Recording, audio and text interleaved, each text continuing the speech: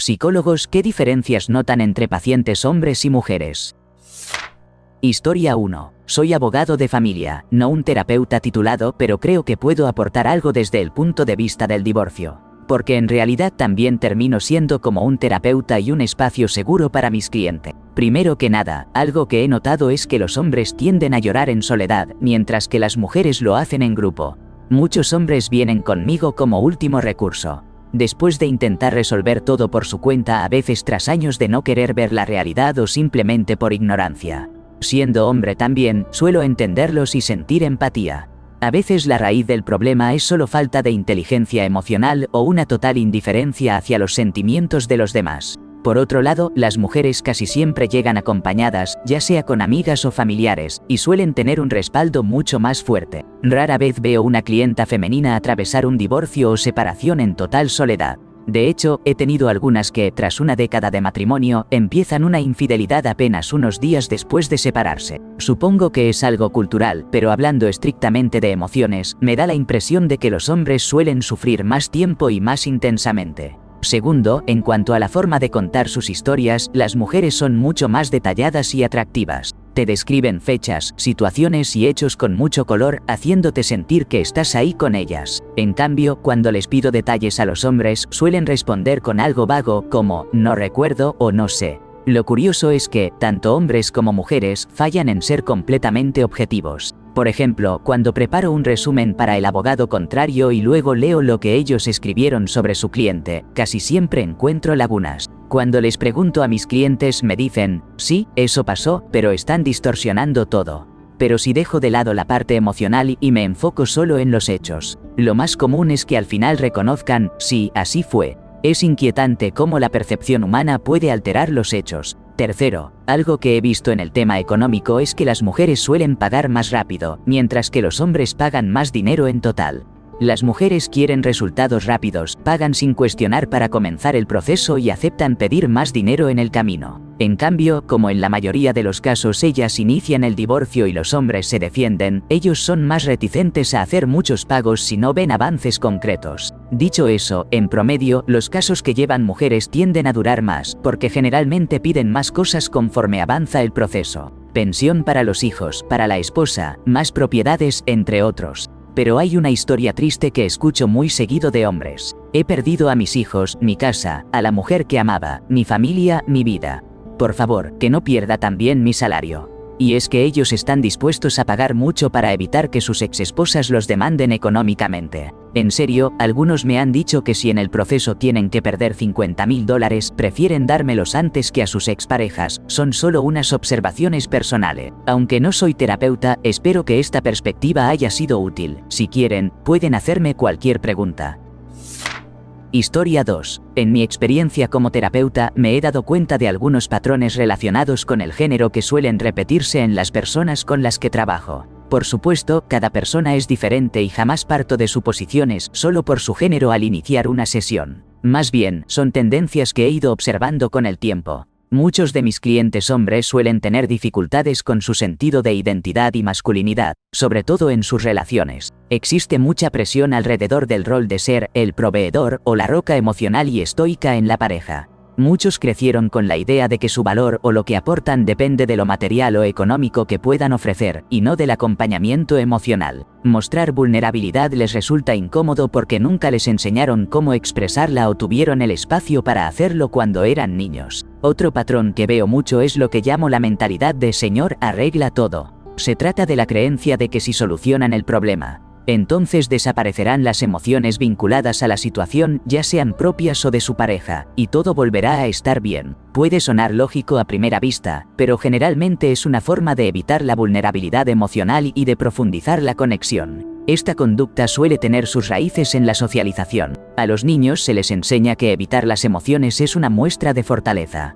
Y esto se traslada a la adultez. También he notado que algunos hombres enfrentan la responsabilidad de una forma peculiar. No tanto evitándola, sino asumiéndola en exceso.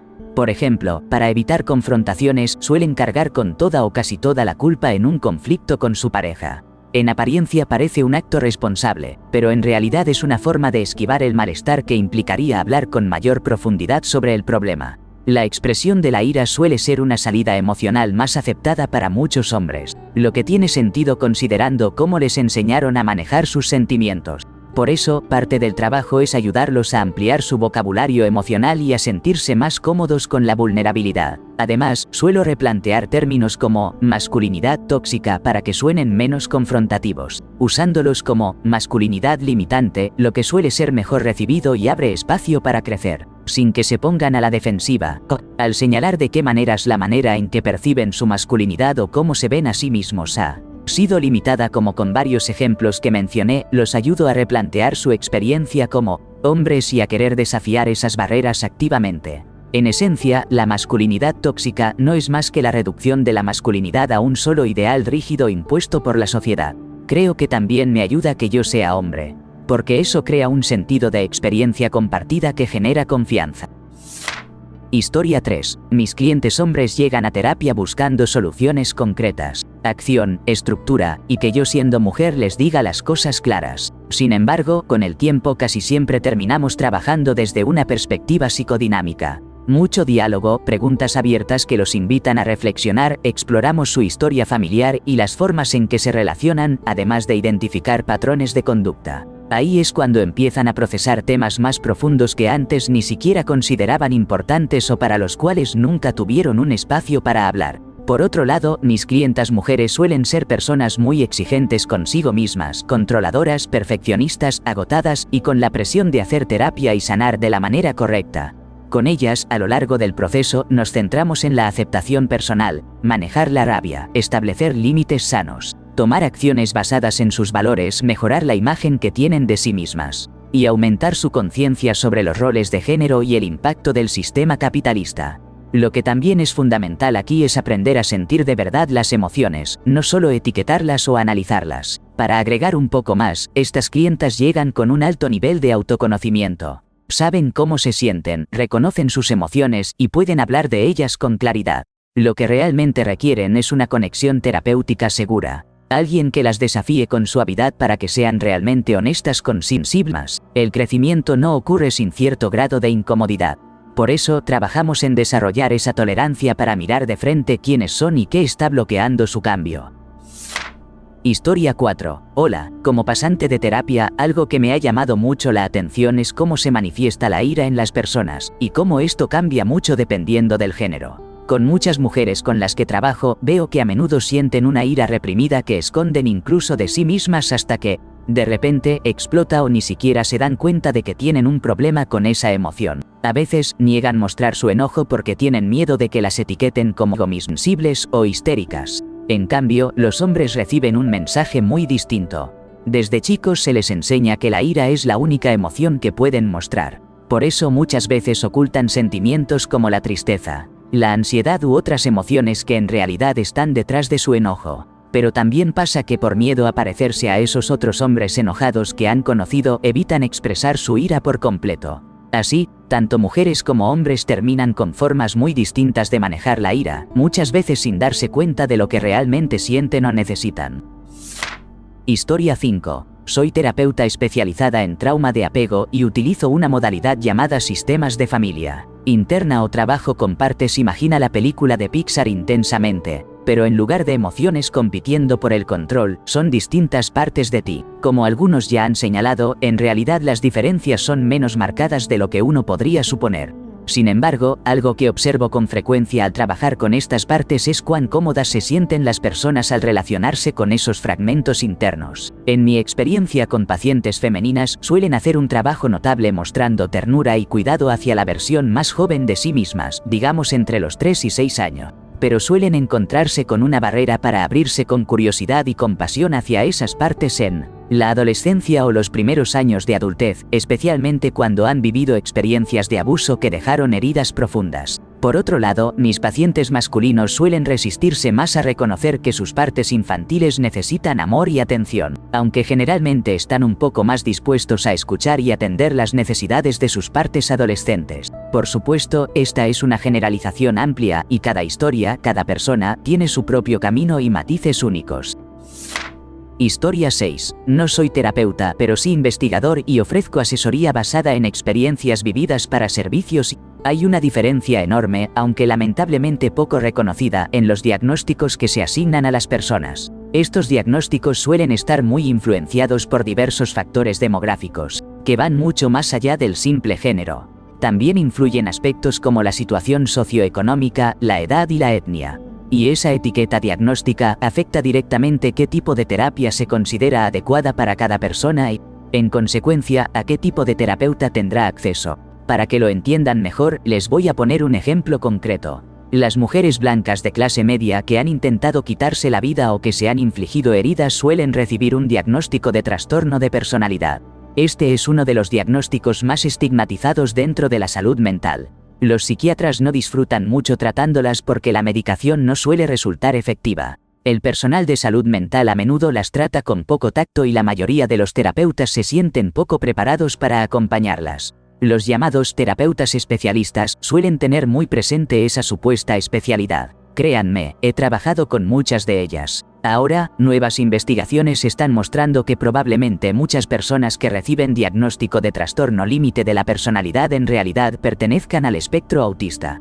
Ya hay doctorados financiados para explorar esta relación. Otro dato importante: las mujeres intentan quitarse la vida con mucha más frecuencia que los hombres, pero sus métodos suelen ser menos contundentes, lo que les brinda una mayor posibilidad de sobrevivir. En contraste, los hombres generalmente emplean métodos más contundentes y no logran superar su primer intento. Sin embargo, cuando las mujeres realizan múltiples intentos, su probabilidad de fallecer aumenta significativamente. Lo triste es que esos intentos reiterados suelen ser malinterpretados en el ámbito de la salud mental como una búsqueda de atención, a pesar de que no es así. En cuanto a la etnia y el diagnóstico de trastornos de personalidad, formo parte de la junta de un grupo de investigación, y en nuestras conferencias anuales suelen señalar que es uno de los espacios más blancos que uno puede encontrar. Esto refleja que las personas atraídas a esta área son, a su vez, las que más suelen recibir este diagnóstico. Hace 20 años, Mike Crawford y otros encontraron apenas 14 estudios sobre etnia y trastornos de personalidad, y en 2024, Gary Lampf y yo, entre otros, hallamos solo 10 investigaciones en los últimos 20 años. Eso habla de lo poco explorado y reconocido que está este tema. Por si quieren revisar, les dejo el enlace. Otros diagnósticos también varían según la etnia. Por ejemplo, hombres y mujeres negros tienen más probabilidades de ser señalados con algún tipo de psicosis. Particularmente, los hombres negros terminan con mayor frecuencia en unidades psiquiátricas cerradas o en prisiones, en comparación con sus pares blancos. Además, las personas negras y asiáticas suelen tener necesidades diferentes en cuanto al enfoque terapéutico y la educación que reciben sobre los problemas que enfrentan, lo cual muchos terapeutas no comprenden bien, y eso afecta la calidad del tratamiento. Por último, hay un tema aún más tabú: las mujeres en prisión. Suelen ser vistas como algo perverso simplemente por haberse alejado de los roles tradicionales de género que la sociedad asigna. Pero eso merece un espacio aparte y por ahora prefiero detenerme aquí. Y algo que les cuento con un poco de humor. Los terapeutas adoran cuando alguien llega a sus sesiones, ya sea hombre o mujer, y puede resolver sus problemas con apenas 6 a 12 sesiones de terapia cognitivo-conductual. Eso los hace sentir bien porque, bueno, nadie quiere que sus pacientes sigan sufriendo. Historia 7. No es así con todos, pero me he dado cuenta de que los hombres suelen contarme lo más importante justo en los últimos 10 minutos o cuando ya están por irse. Quieren hablar de lo que les preocupa, pero a veces les resulta difícil hacerlo, así que eligen ese momento cerca de la despedida, cuando hay menos riesgo de que les haga muchas preguntas o de que profundicemos demasiado. O también puede ser que necesitan más tiempo para sentirse cómodos y expresar de verdad lo que tienen en mente. Por otro lado, cuando veo personas que tienen problemas relacionados con cuidar a todos a su alrededor y que no tienen una identidad propia más allá del rol que cumplen para los demás, la mayoría suele ser mujeres, aunque claro, no siempre es así. Historia 8. Los hombres realmente buscan la terapia psicodélica. Diría que el 85% de mis pacientes de terapia tradicional son mujeres. No es que no atienda a hombres, claro que sí, pero estas son las personas que suelen acercarse a mí para ese tipo de terapia. Sin embargo, cuando se trata de servicios psicodélicos, casi todos son hombres, y llegan muy comprometidos, listos para trabajar en serio. Se han dedicado a leer, a escuchar podcasts, vienen con listas de preguntas preparadas. En cuanto les explico la base científica, que vamos a monitorear su progreso y evaluar constantemente cómo va todo, se entregan por completo. Las mujeres, en general, aprecian más el proceso tradicional de la terapia. Son más pacientes consigo mismas y con el camino de la sanación. No les molesta que sea un proceso lento. Aprovechan para desviarse un poco cuando la vida se complica y suelen sentirse más cómodas en esa experiencia. Me encanta cuando llegan hombres a terapia. Ver cómo poco a poco se relajan, empiezan a conectar puntos. Cómo comprenden que la experiencia de las relaciones puede ser muy valiosa y que está bien sentirse molestos por haber sido objetivados, por haber sido reducidos a su trabajo, perdiendo así su totalidad como seres. Es un privilegio estar presente en esa transformación y crecimiento. Es como si se encendiera una luz dentro de ellos. Por otro lado, las mujeres suelen llegar con una comodidad mayor en sus relaciones. Ganarse la confianza, ya sea hacia profesionales o con personas nuevas, siempre es complicado, pero ellas generalmente lo llevan mejor. Algo que he notado es que, cuando ya hay confianza y se sintoniza con el proceso de cada persona, las diferencias de género se vuelven menos evidentes. En el fondo, todos somos personas. Todos tenemos dolor, ira, alegría, y sé que cuando llegamos a esos lugares en la sesión, donde la identidad empieza a pasar a un segundo plano, realmente estamos avanzando. De verdad, me encanta mi trabajo.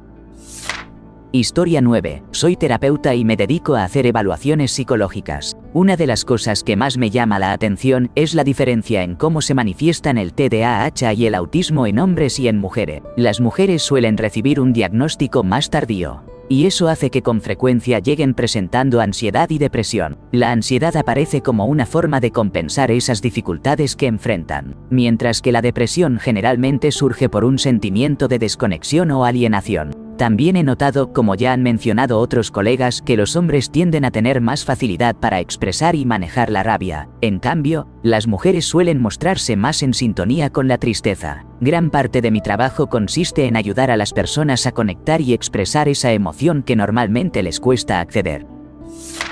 Historia 10. Aquí va una segunda reflexión para quienes necesiten escuchar esto. Cuando personas trans comienzan su proceso de transición, el cambio en su personalidad es mucho más profundo y visible que el que ocurre cuando un alcohólico crónico decide dejar el alcohol. Cuando alguien decide alejarse de las sustancias ilícitas o el alcohol, se percibe cómo la ira y la frustración comienzan a ceder, y poco a poco esa persona vuelve a encontrarse consigo misma, integrándose de manera más completa a su vida.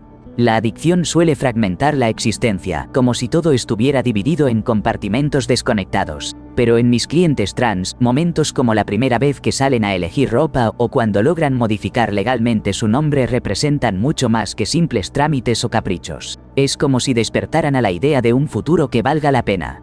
Una versión auténtica de ellos mismos, y entonces comienzan a perseguir sus sueños profesionales con renovada determinación. También es un universo aparte poder conocer personas que los reconocen y llaman por el nombre que sienten que realmente les pertenece. Lo interesante es que los cambios visibles en la expresión de género, como la ropa, muchas veces son más delicados y sutiles de lo que se imagina. Por ejemplo, alguien que antes usaba chamarras de mezclilla y disfrutaba arreglar autos, probablemente seguirá siendo esa misma persona al iniciar su transición. O alguien acostumbrado a llevar playeras de metal todos los días quizás añada un prendedor coqueto que armonice con su sudadera de Cannibal Corpse, sin que eso resta autenticidad a su esencia. No soy un experto en este tema, en realidad, en los últimos 10 años he acompañado apenas a 6 o 7 clientes trans, pero desearía que todos pudieran percibir esta diferencia de verdad. Cualquier duda o incomprensión al respecto resulta lamentable si se convierte en un obstáculo que impida simplemente confiar en que cada persona tiene el derecho y la fuerza para ser quien verdaderamente quiere ser. Historia 11. Trabajo con un grupo muy especializado de pacientes, y lo que más me llama la atención es que los hombres llegan a terapia por primera vez con ganas reales de trabajar en sí mismos. Algunas mujeres y personas no binarias también lo hacen, pero casi siempre los hombres están listos para ponerse manos a la obra desde el principio. Esto no quiere decir que para ellos sea más fácil pasar por el proceso o que no muestren resistencia. De hecho, a veces son los que más se resisten al cambio. Pero mi teoría es que, como socialmente enseñamos a las mujeres a expresar sus sentimientos y no hacemos lo mismo con los hombres, y además la cultura suele ver la vulnerabilidad masculina como una debilidad. Las mujeres y personas no binarias tienden a buscar terapia con más frecuencia, estén o no realmente preparadas para mejorar. porque para ellas tiene sentido abrirse y hablar con alguien sobre sus problemas. En cambio, cuando un hombre finalmente decide contratar a un profesional para hablar de lo que le pasa, ya sabe que tendrá que atravesar momentos incómodos para enfrentar lo que lo llevó a terapia. Historia 12. He descubierto que los hombres necesitan apoyo y ánimo para prosperar. Las críticas constantes les afectan mucho porque les hacen perder la confianza. Y cuando eso pasa, se les dificulta conectarse con su pareja. En cambio, las mujeres necesitan atención, requieren sentirse vistas y escuchadas. No es tanto que quieran que las entiendan a la perfección, sino que simplemente las escuchen de verdad. Usualmente no aceptan excusas, sino reconocimiento. Cuando una mujer siente que no la ven ni la escuchan, no se siente querida y le cuesta roto ganarse con su pareja. Historia 13. Las mujeres suelen preocuparse por no incomodarme. Me preguntan cómo estoy y realmente esperan una respuesta. Recuerdan pequeños detalles personales que menciono, como que tengo gatos o que hice un viaje. En cambio, los hombres a menudo ocupan todo el espacio durante la sesión y parecen indiferentes a cómo me siento. No suelo juzgar estas diferencias como buenas o malas, pero cobran mucho sentido si pensamos en la forma en que la sociedad moldea distintas expectativas para mujeres y hombres. En mi experiencia, tanto personal como profesional, he visto cómo algunos hombres utilizan la terapia de un modo poco sano. Sí, como un recurso para defenderse o imponerse. Algunos creen que asistir a terapia los eleva por encima de otros hombres, aunque ni siquiera se involucren realmente. Otros la emplean para justificar sus propias actitudes. Además, en muchas ocasiones he sentido que ciertos hombres aprovechan la atención que les brindo como terapeuta y siendo mujer para debatir temas de pareja o expresar comentarios cargados de condescendencia hacia las mujeres. Es algo difícil de describir con palabras. Claro que no todos mis clientes hombres son así. Algunos son personas verdaderamente increíbles y encantadoras. Y hasta aquí la historia de hoy. Gracias de corazón por quedarte a escucharla hasta el final. Ahora la curiosidad la tengo yo.